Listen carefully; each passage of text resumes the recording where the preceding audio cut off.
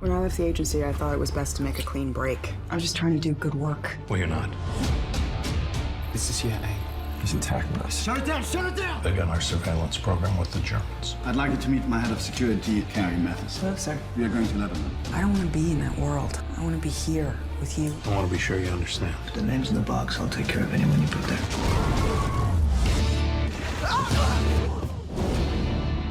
Hello, everybody, and welcome to this very special little Homeland miniseries. I am Pierce Redmond, and joining me to discuss this Homeland miniseries and my co-host in this this little adventure is, of course, Tom Secker of Clandestine and Disinfowars, SpyCulture.com, and, you know, I think everyone is probably familiar with all of Tom's work. But Tom, how are you? And thank you for joining me for the first episode of this little Homeland miniseries.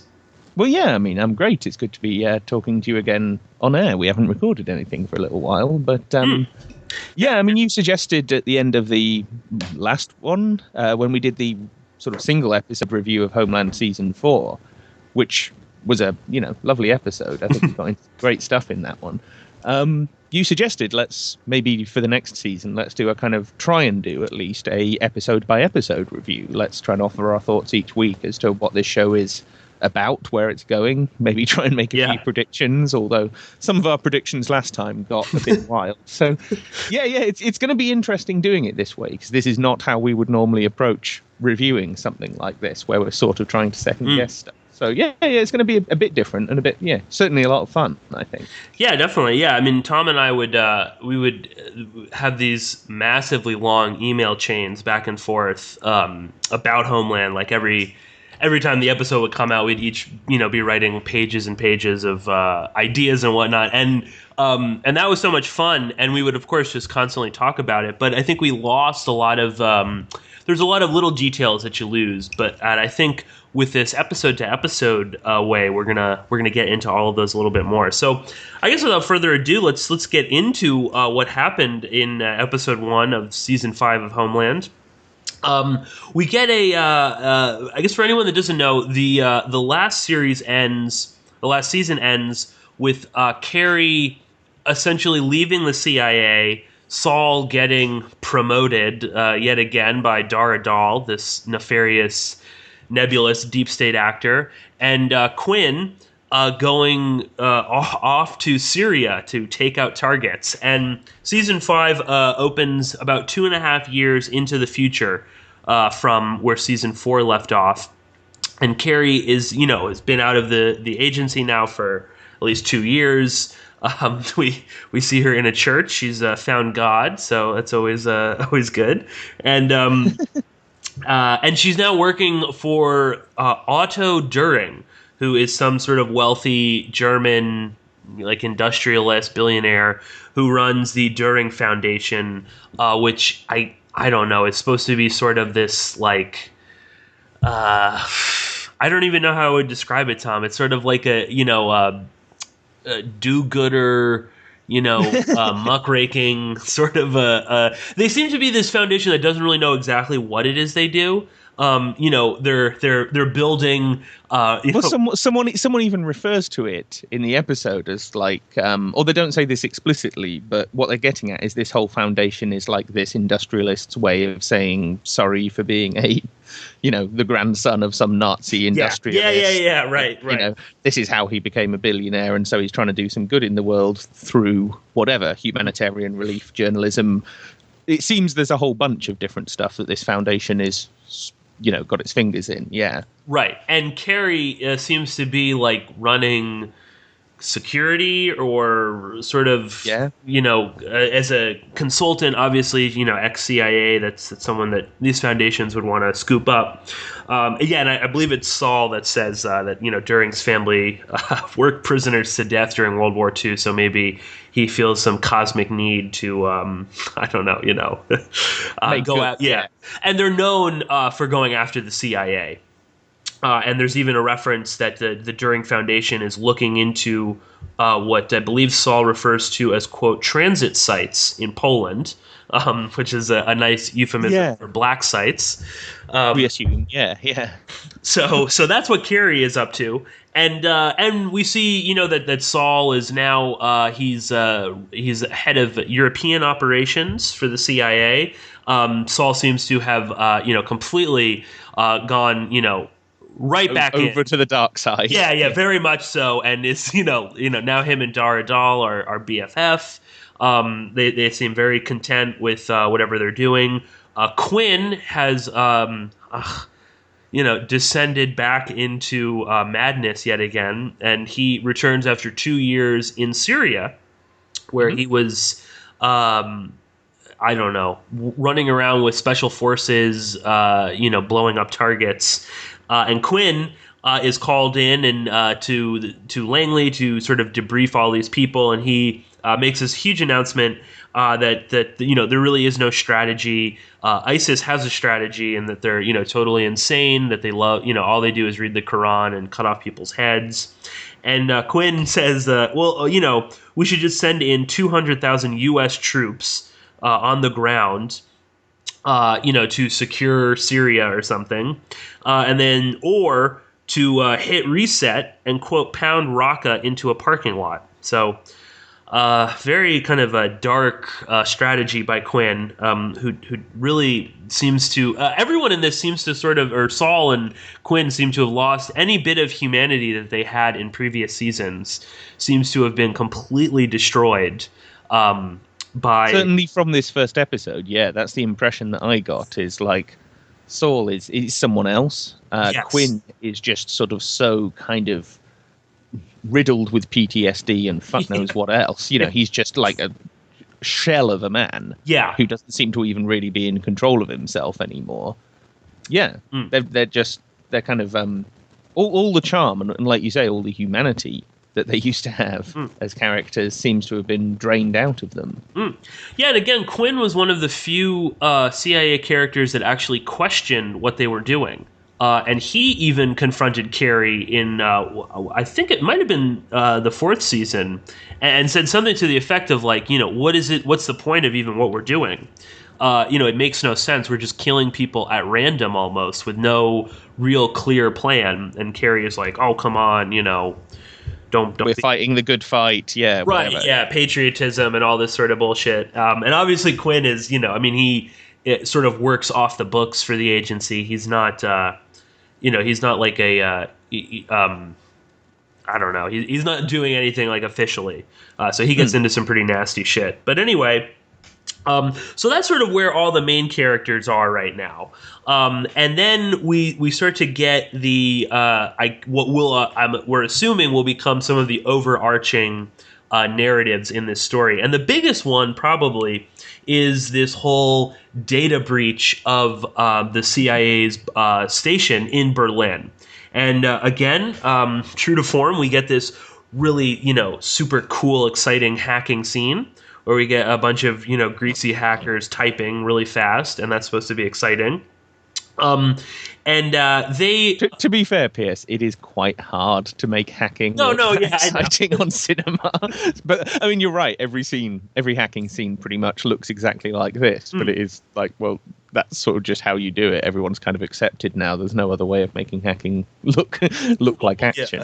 Yeah. And we're introduced to these sort of stereotypical hacker guy. So he looks and sounds like he's either Arab or Turkish or something like that. And my sister actually pointed this out to us, and she had an uncanny ability with some of the real life situations and stuff that are in Homeland, and she said that he looks exactly like Aaron Swartz, which he does actually have a really like a uneasy resemblance to, and maybe we'll get into that later. But anyway, he works at some strip club.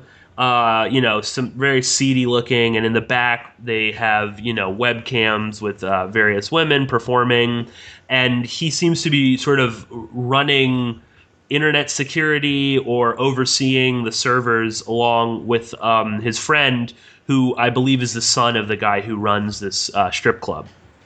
So again, of course, melding the, hackers have to be, or anyone that's doing anything like that with computers is sort of into that nasty, seedier world where it's drugs or it's sex or pornography or something like that. Anyway, they, I mean, well, Tom, what did you think of this? Where they come in with this video, of these sort of like ISIS-looking characters.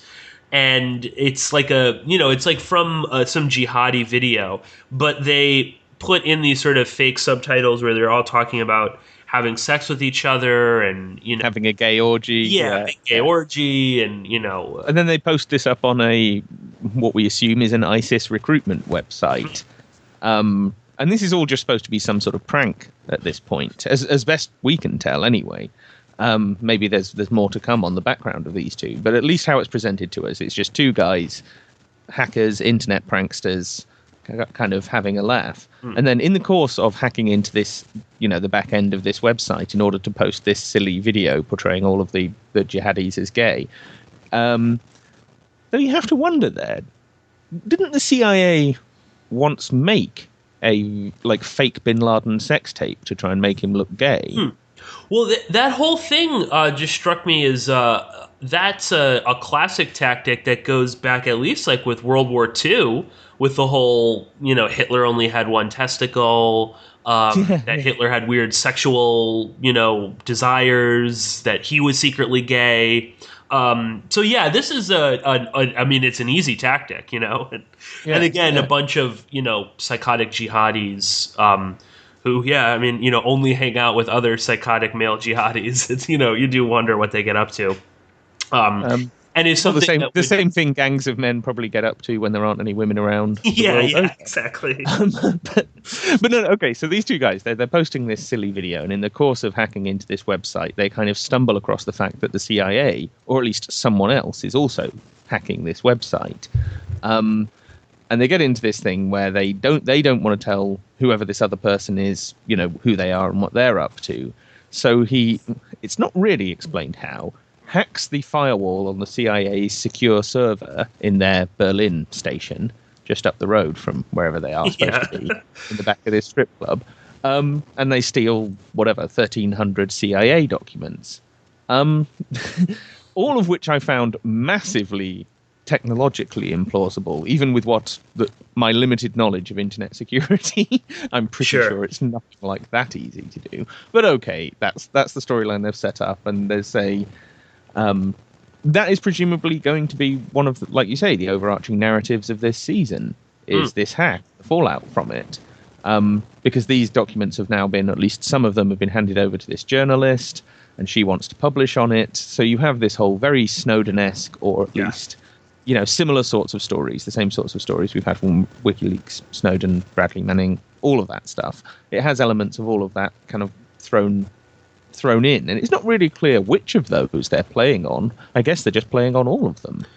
Yeah, I mean, they have at least one reference to Edward Snowden in this episode, and just to in case if anyone hasn't seen the episode, which I would suggest you go and watch before you listen to this, and we'll have a link to a place you can watch it for free. But the journalist who gets a bunch of these documents from these hackers works for the Turing Foundation.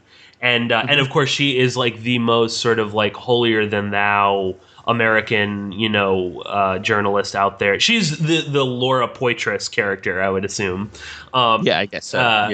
Again, working in Berlin, like Poitras. And, she's just very, this is all, good, and the CIA is evil. And not that they're not.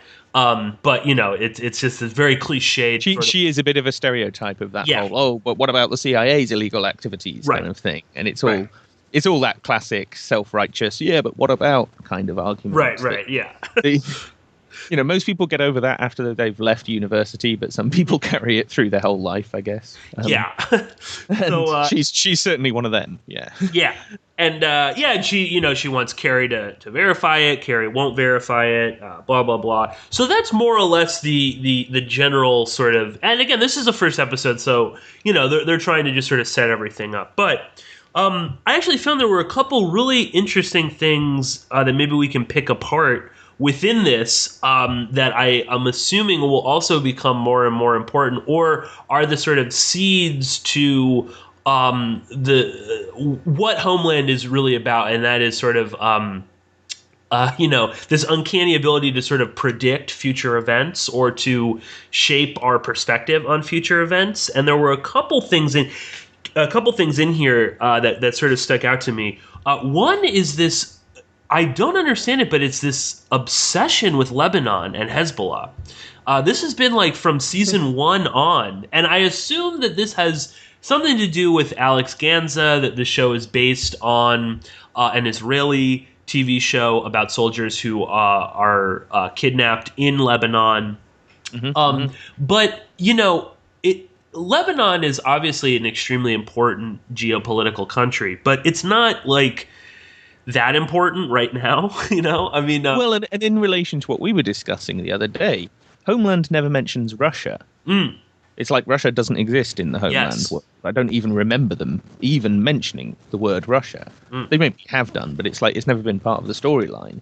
And yet, Lebanon? I mean, I'm not trying to be disrespectful, but that's what I mean, yeah. It's odd that a spy show would be so focused on a country like Lebanon and never have any interest, it seems, in Russia.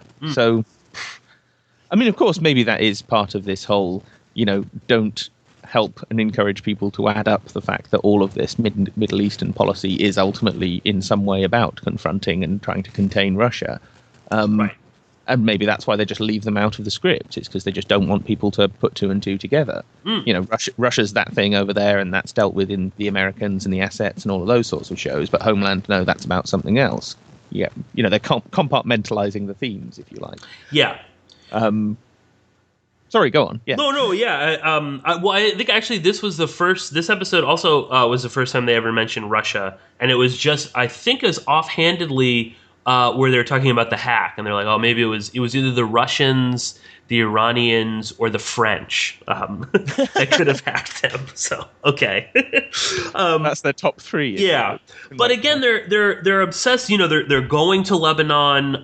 They're talking about the refugees there. And no doubt there are, I wouldn't, tens of thousands of refugees in Lebanon from Syria. But again, no doubt. The real refugee crisis is in Turkey, it's in Iraq, Lebanon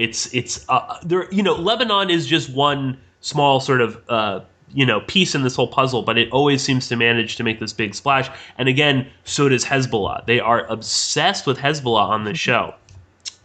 So much so that Carrie decides that, if they're going to go, if she's going to bring Otto During to Lebanon, they need to have Hezbollah's, thumbs up, okay on this. So, of course, thank God she's in Berlin, where, of course, this Hezbollah commander is living underground.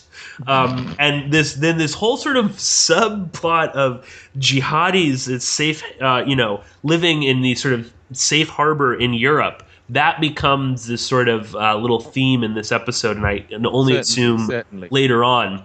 Again, this is very topical right now in Europe, as I'm sure, Tom, you're probably even more well aware than we are.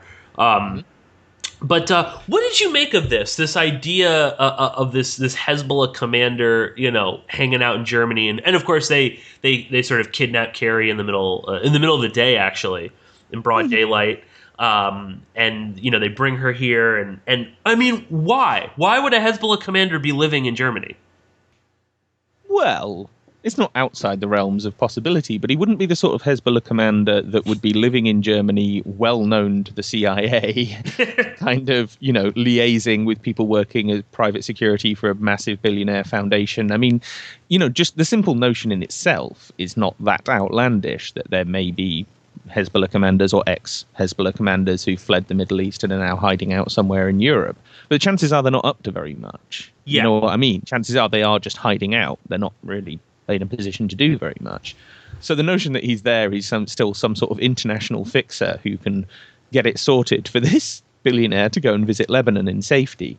Yeah, it's utterly ridiculous. And you're right, there is this recurring theme in this episode where they're talking about, Quinn talks about it, He talks about, ISIS soldiers hiding out among civilian populations. Yep.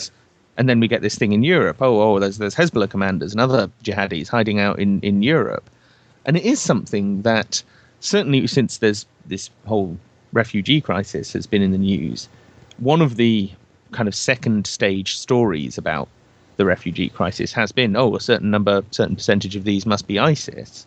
And I'm thinking, well, in a sort of roundabout sort of way, it wouldn't surprise me if a few of them were. But on the other hand, it also wouldn't surprise me if we were sat here in 6 months' time and there has been no ISIS attack in Western Europe. Yeah. Because that's what everyone's implying, isn't it? There's going to be another wave of terror in Western Europe. And yes. They've been predicting this for quite some time, and it never really seems to happen. I mean, to be perfectly frank, since 9/11, there hasn't been much terrorism in Western Europe.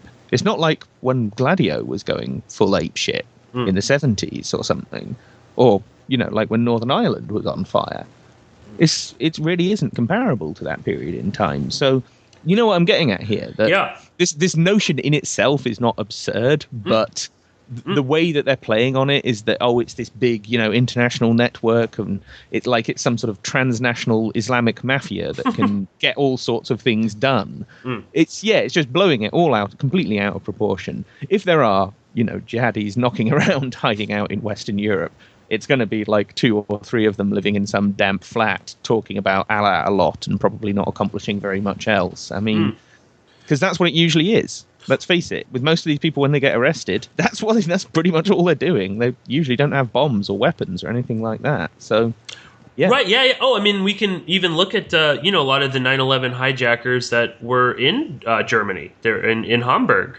Cool. And again, it's if the CIA, if the Gladio network wants to get these people in, they don't need to create a refugee crisis. They'll just get them passports and they'll just let them go, like they did with 9/11 hijackers, like they did with any of these people. Well, and of course, not to get too sidetracked on this, but didn't Ali Mohammed, wasn't his first, at least official mission for the CIA, was to infiltrate a Hezbollah mosque in Germany? Yes. I don't think it was in Berlin. I think it was in Hamburg, but whatever. So maybe it's a little, I don't know, obscure hint at that. I'm really not sure, but they're playing on an idea and trying to coax it into this narrative of Europe's this hotbed of there's jihadis under jihadis under the bed. Yeah. It's silly. Really. Well, and that kind of brings us to another one of the I think what will become a major theme, and this is something that Tom and I were talking about a couple days ago as sort of an interesting take. But the documents that this hacker gets, that now this journalist is in possession of, at least a couple of them, shows that to get around Germany's privacy laws to spy on their own citizens, they are using the CIA to spy on German citizens, and then obviously sharing all this information.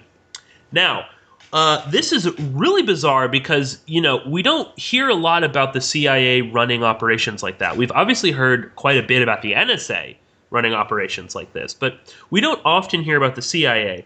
Now, this is actually a somewhat topical talking point because there is a huge scandal going on right now in Germany, dealing somewhat with this whole spying thing, but even more so that the CIA was basically running at least 1 or 2 agents within the BND, which is the German equivalent of the CIA, that the CIA had agents that they were running in there. And there's always been a sort of a bit of a tension, I would assume, to some extent between Germany and America in terms of all this sort of stuff. But there is this sort of problem with NATO, that Germany is an absolute, dead center for NATO, but they, as any country does, they kind of want to maintain some at least sense of their own autonomy in that. Yeah.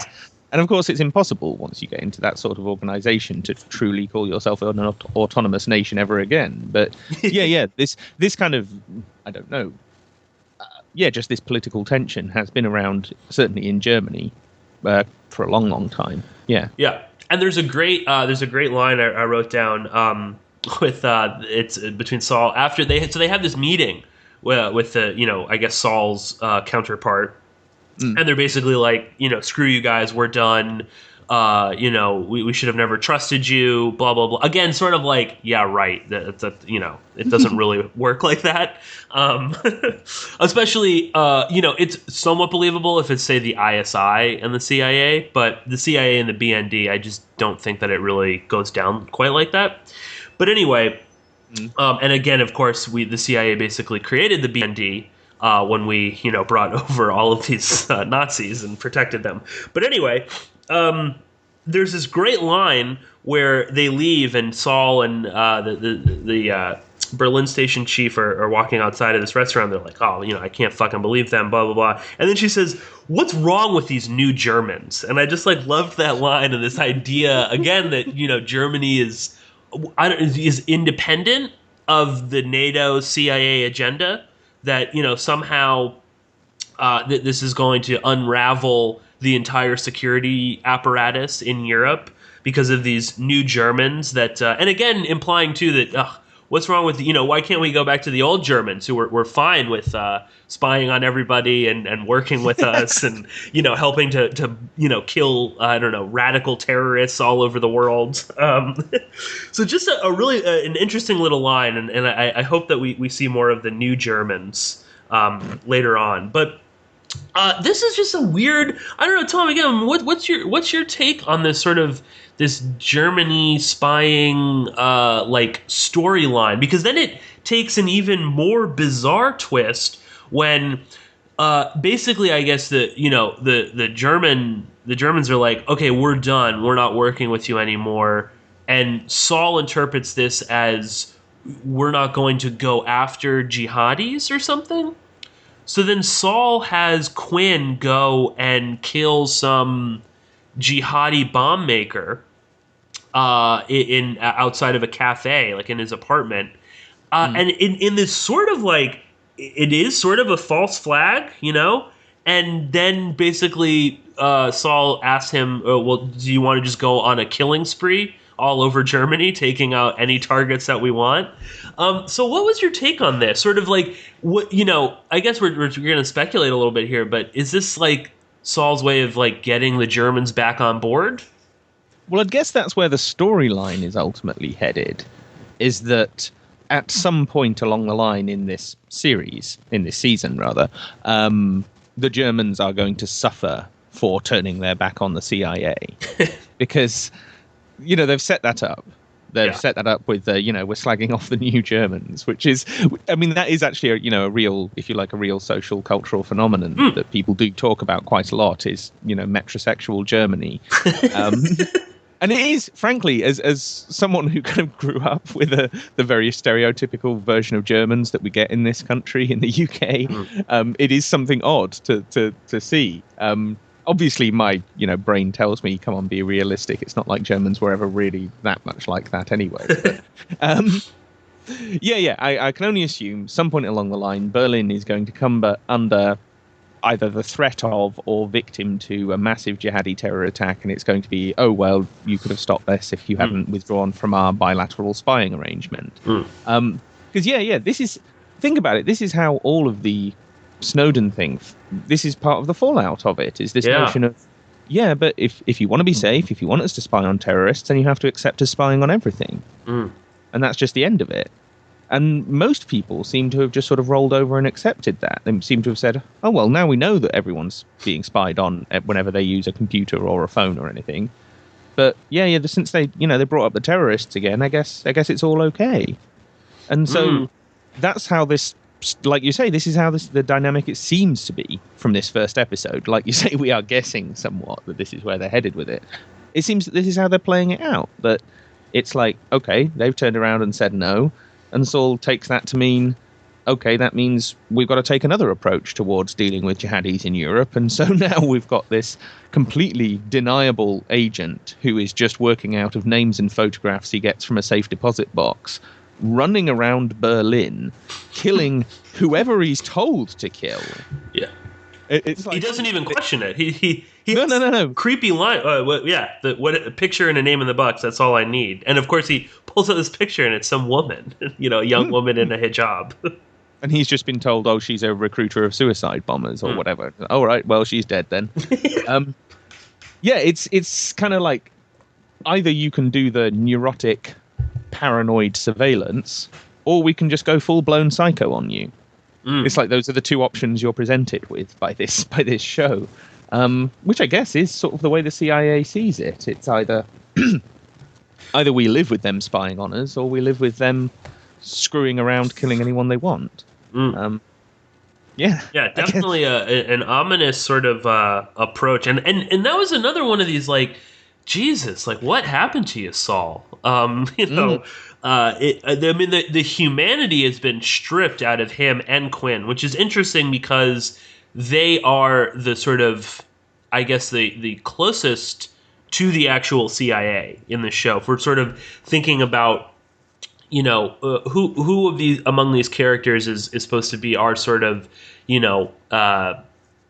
CIA composite. They're the closest. They're actually working directly for the agency. And I think obviously this season it's about Carrie and how Carrie is really, she represents the good of the CIA because she doesn't want to work with this journalist in confirming that these are documents because it's going to hurt people. But she's also, I don't want to be involved with the agency anymore. I just want to, live with Franny, Brody's love child, and this other guy that works for During as well as his lawyer, I believe.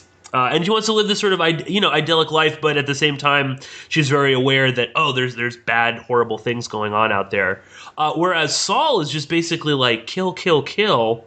It doesn't matter. And Quinn is just, I don't even know what he's into this dark, dark place yet again. So. Very kind of ominous. But the whole episode really was very gloomy and very, lots of shadows, lots of dim lighting. The whole thing, it was like, it is setting it up to be a very grim season, I think, is the upshot of this. Yeah. And maybe now we can kind of start, sort of talking about maybe our general predictions for, where we think this is going, because I have a feeling that this season is going to be much more a sort of a back to basics kind of like, this is the reality of the situation. It's a pretty horrible existence.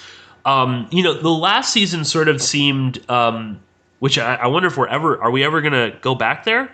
Any of the stuff that happened in Pakistan or whatever, but. Or the CIA agent in the Revolutionary Guard from the third season. I guess we forgot all about him as well. But Javadi, yeah. And interesting. I totally forgot they mentioned Abu Nazir in this episode.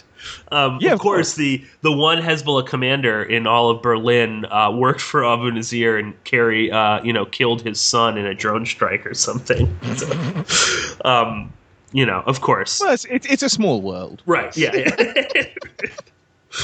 I guess where do we see this going? Because I feel like this is going to be the kind of season where it's like, this is what it's all about. It's this like you were sort of saying, it either get used to no privacy and complete spying on everything you do, or get used to us blowing up buildings and letting jihadis swarm into Europe and implement Sharia law. And I don't know if we haven't quite had a season where it was that sort of pick a side right here. You're either with us or you're against us. The first couple, the seasons with Brody were very much about this sort of, love triangle and sort of, setting up Carrie as a character. The season previous to this one was very much about, basically predicting everything that's going on in Afghanistan right now. But so, Tom, what's your kind of take on what we're seeing in this season and what we might be expecting? Well, like you say, it's very different to what we've seen in previous seasons. I was thinking, even just in the most simple cinematic terms, it's set in Europe. Yeah. Homeland has never been set in Europe before. The first three seasons are basically all set in America, apart from Brody's adventure in Caracas that we will not mention it because it's the worst storyline that's ever been in this show. Season 4, all basically set in Pakistan and Afghanistan, and a bit in the States, I guess. But this season, they've decided clearly to go for Europe. So I'm guessing that they're aiming more at the European audience a bit with this season. This whole thing about the CIA with this bilateral spying arrangement with Germany, whereby they're doing the BND spying for them.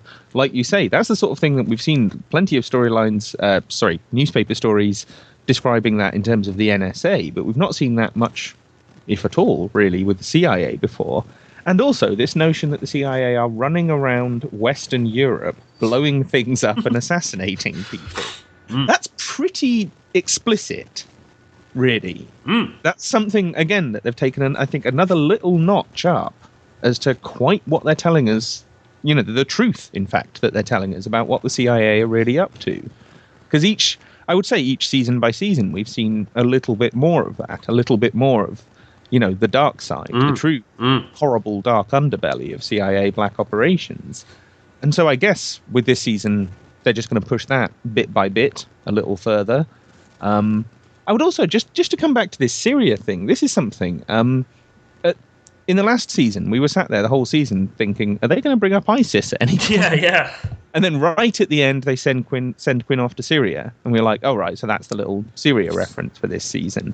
And they briefly mentioned the beheading video and Jim Foley. Yes, very odd. But on the whole, that wasn't part of the storyline. In this season, it's front and center. You have that big meeting in the basement at Langley where you've got the guys from the Pentagon and presumably the National Security Council and whoever the hell else those other people are supposed to be. And Quinn sat there talking about how terrible ISIS is and how they're going to take over the whole of the Middle East and just kill everybody. We had them referred to as ISIS, as ISIL, as the Islamic State. Made sure they got all of those names in there. The artist formerly known as ISIL. But you know what I mean? Compared to last season where they never mentioned them, this season it's like, this is what it's about. We're making sure we're mentioning every name that you've heard them by, so you know who we're talking about here. Mentioning Assad, they don't mention foreign leaders, like by name. No, not usually. They never, even in the whole Iran storyline with Brody, they never said Khamenei, I don't think. No. Or Ahmadinejad, or... Yeah, so that was another thing. But anyway, go ahead, Tom. Well, and again, you're right to pick up on that detail, though, because once more, this is ever more set in the real world. They've fast-forwarded from where they were at the end of Season 4, which was basically set before the Syrian thing really got going. Now they've fast-forwarded 2.5 years, and we are basically where we are now, with Quinn sat there saying, well, we were going after Assad, but now apparently we're going after ISIS. Frankly, we don't seem to really have a strategy in Syria other than be in Syria. And he's not wrong. And, and then afterwards, Saul even says to Dar Adal, he says, well, it's, does people some good to hear the truth every now and again. And he's talking in terms of the storyline, right? That the other people in that room didn't want to hear that stuff, but Quinn told them anyway. But thinking, a little bit more laterally, he's talking about us, right? Yeah. He's talking about us, the watching audience, that we're sat there thinking, well, we don't really think there is a strategy in Syria, or if there is one, it's not really clear what it is and where it's going. It was, get rid of Assad, and then it was, well, now we've got to create an Islamic State to try and get rid of Assad, and now it's, oh, well, that's going apeshit, so we're supposed to be bombing the Islamic State, but are we really trying to, or are we just letting the thing grow and encouraging it to grow and hoping the whole thing just turns into another mess? Because even sat from where we're sat, knowing a decent amount about this kind of stuff, it's not that clear what the strategy is it?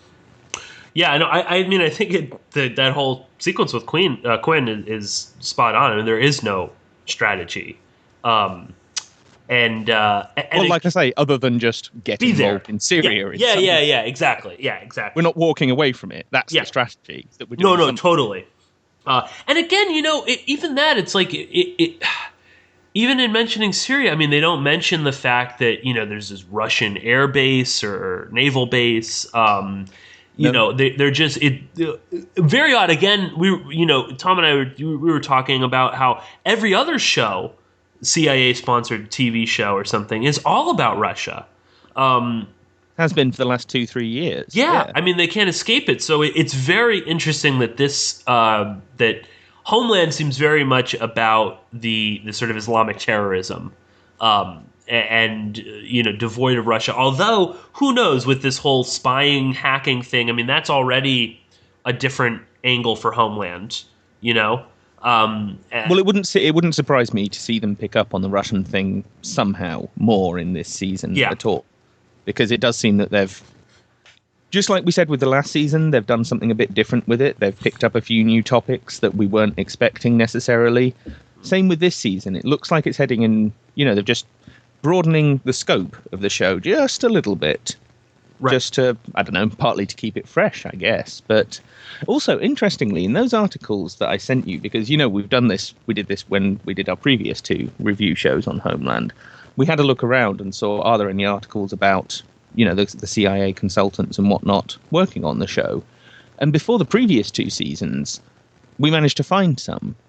But this one, there really hasn't been very much. It seems like, if anything, the CIA have perhaps distanced themselves, or at least tried to publicly distance themselves from their involvement in this show. Because we had that thing back in March, maybe, was it?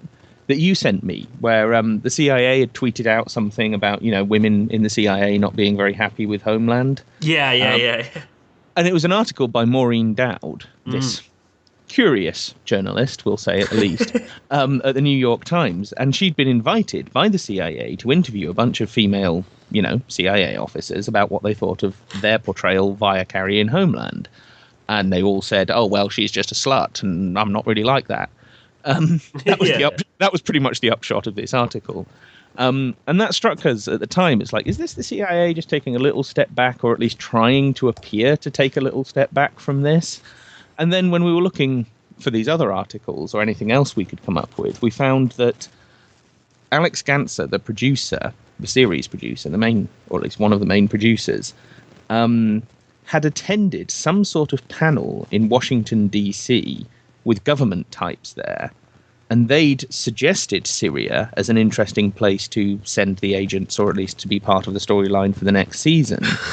and that article it was on Deadline.com. And it said that he visits this panel every year, that the producers and writers of Homeland visit this panel every year to sort of, take the political temperature, as they put it. In other words, get some ideas and get some people to say, we'd quite like it if you did this. Because that's, from everything we know, that's how these panels actually work. So it certainly seems they're still involved, the CIA, in this show. We have to assume that, but perhaps they're just trying to keep it a little bit quieter than they have for the last couple of years, because it has actually been, at least somewhat reported on, and there's basically no mention of them for this season, but I'm pretty sure they must still be involved. Yeah? Oh, I mean, there's no way that, if they weren't, I mean, why are they doing Snowden if they're not involved? Clearly, someone within the CIA wants to make sure that the Snowden story sticks to a particular narrative. Therefore, let's put it in the show. And I was just sort of thinking just about that. I mean, the Otto During is Pierre Omidyar, some idiot billionaire who, throws his money. Yeah, let's do good here. And we'll journalism. And we'll go after the CIA transit sites in Poland. And, he is this Pierre Omidyar, this sort of doofus rich guy. I would guess so, yeah. With just a ton of money to throw around. And, and he's got Laura Poitras there. So, he's the Omidyar character. But yeah, I think this sort of and this is something we've talked about previously, is that the sort of overt cooperation between the CIA and Hollywood and entertainment productions has sort of tapered off since Argo and Zero Dark 30.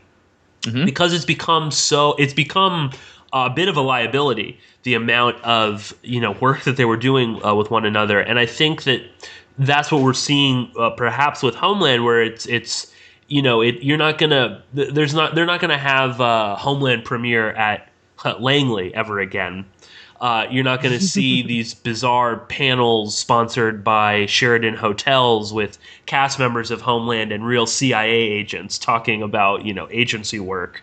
Promoting the show and promoting the agency and all of that. And Sheraton Hotels. Yeah, you're not gonna. They're not doing that anymore. But I think that in many ways, the plot lines that we're getting, at least in the, this first episode and what we're sort of gathering from, previews and things like that, this seems, all of these storylines are like almost sort of designed specifically for people in the know that understand what the CIA is getting up to. Like I said, this whole German CIA spying scandal, we know about it. I'm sure most of the listeners are aware of it. That's not something that the average person is going to necessarily be aware of. Well, no, didn't we both read about it on like Intel News? Yeah, exactly. Yeah, that's the only site that's really covering. That are for people like us, the sorts of people who would follow an intelligence news website because we're interested in what's going on in that world. But yeah, of course, the vast majority of people will have never even visited that site. Yeah. Let alone will know about this spying scandal. So you're right. Why is it that they're playing on stories that are on like the third or fourth tier in terms of what public attention is actually addressed on? But there again, how many people actually know that the Haqqani network is now a rising power and seems to be, at least second part in of command. The power structure in the Taliban? Yeah. Not very many. Yet the whole of the fourth season seemed to be about predicting that. So it is odd the extent to which, given that they've clearly, there's so many details here that are clearly ripped from real life, unashamedly, and it seems relatively unabashed.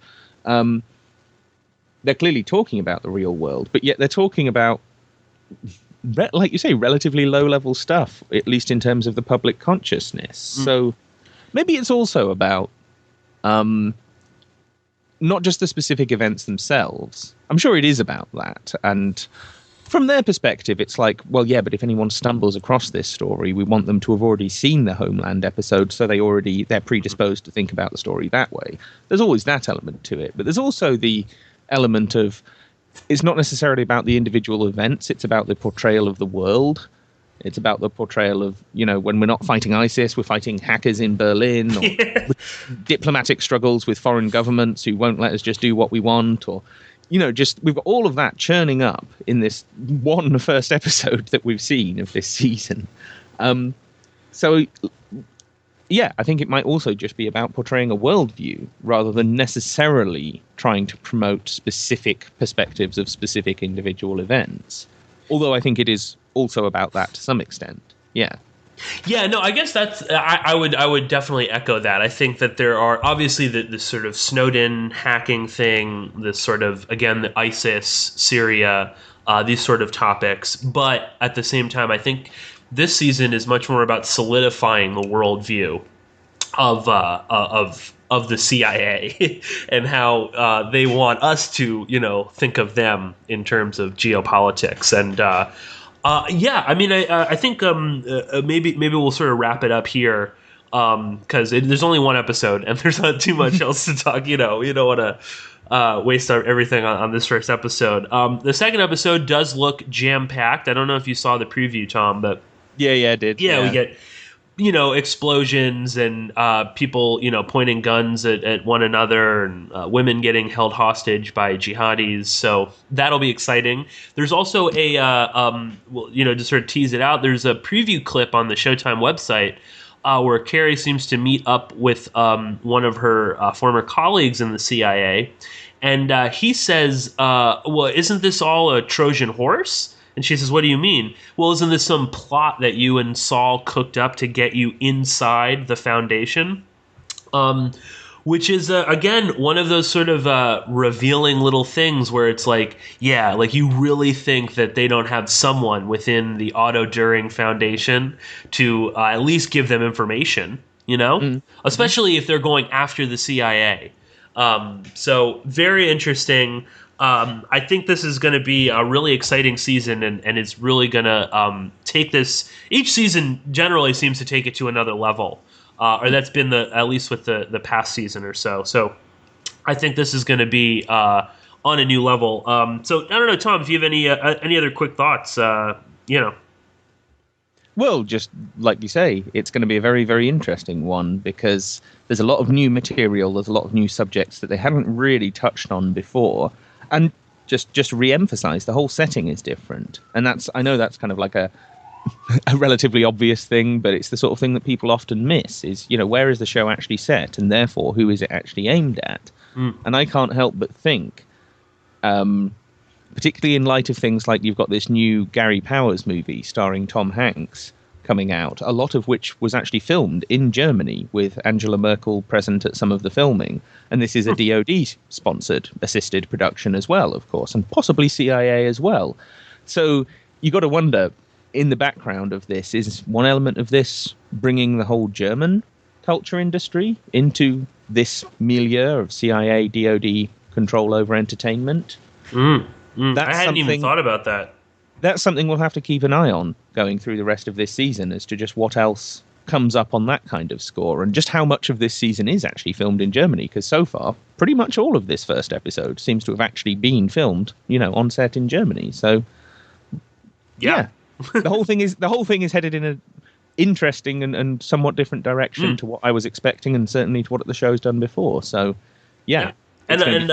It's going to be a lot of fun talking about the rest of it. Yeah, no, definitely. I know. I mean, yeah, it already sucks. We're going to have to wait a full week to to figure out what happens next. But and I'll just leave the listeners with this quick thought, is just to take, when you're watching these episodes, really try and pick apart, what are they, not only what do they want us to know, but what are they trying to tell us is going to happen? Because I have a feeling that there's going to be some, like you were saying before, Tom, that, maybe there will be some sort of horrific attack in Germany.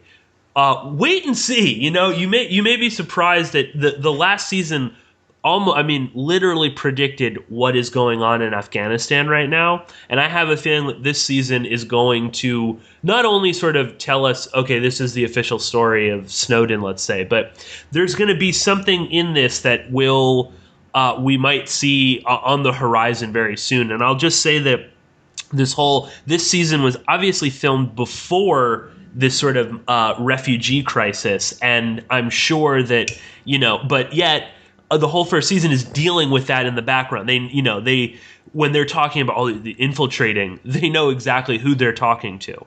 The kind of people that are obsessed with the idea that, all these refugees are really jihadis. So very interesting, and that's something we'll keep in mind. But again, thank you all for listening to this introductory episode. I think Tom and I will probably take turns switching off back and forth, but you can find every episode of this little mini-series on both my website, which is porkinspolicyreview.com, and also on spyculture.com, which is Tom's website. So, Tom, thanks for joining me on my site today, and hopefully we'll switch off and you'll be hosting the next episode. Yeah, looking forward to it.